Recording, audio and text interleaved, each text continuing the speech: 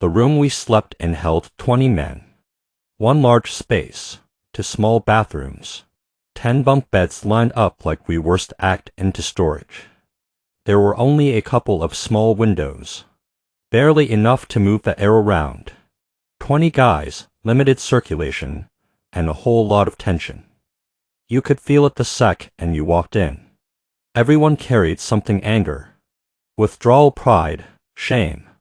And when you pack that many people into a tight space, it doesn't just sit quietly, it leaks out in different ways. Sometimes it was arguments. Sometimes it was silence. Sometimes it was something else entirely. One day, I made the mistake of eating more beans than I should have.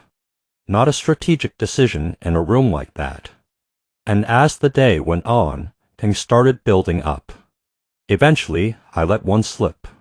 Silent, but not harmless.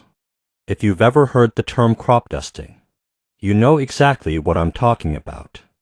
Only this wasn't a casual walk by, it was ground zero. And within seconds, the air shifted. You could hear it before you even saw it. Guys coughing, gagging, complaining. The whole room reacting like a chemical event had just taken place. And somehow, some way, it got traced back to me. I didn't even argue it. 2 days later, I was already having a rough time. That place had a way of stacking things on top of each other until your patience ran thin. And then something else happened. One of the higher-ups from the organization came to visit.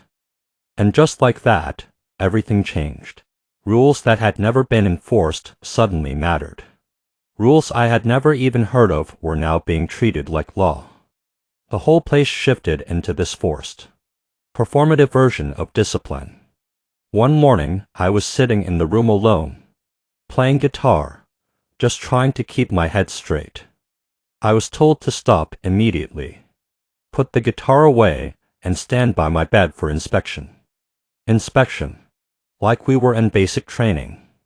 Now, anyone who knows me knows if you come at me with that kind of militant energy, you're not going to get cooperation. You're going to get resistance. Then came the next instruction. I was told to change my shirt and put on something more presentable, specifically a collared shirt. I didn't own one. So the manager told another guy my size to give me his shirt for the day. That was the moment something snapped internally.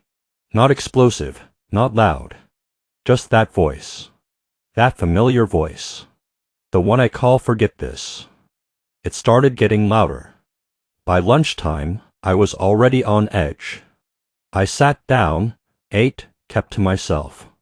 Tried not to escalate anything. Afterward, I went into the bathroom. And that's when it turned.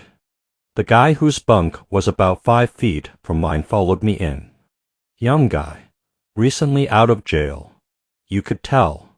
The way he carried himself. The way he spoke, it wasn't his first time in a place like that. He stepped in close. "I don't like the way you smell," he said. I looked at him, confused for a second. "I'm sorry, what?" His posture shifted, more aggressive now. "I'm trying to talk to you man to man." And that was it. Not because of what he said, not even because of how he said it, but because I knew exactly where this was going. I could feel the tension rising. I could feel my own reaction building. And I knew if I stayed in that moment, it was going to turn into something I didn't come there for. So I made a decision. I walked out, went back to my space, grabbed my things, half of it stuffed into a black garbage bag, and I left the facility. Just like that. No speech, no argument, no explanation. I was done. Because at the end of the day, I had to ask myself something simple. Is this helping me get better? And the answer was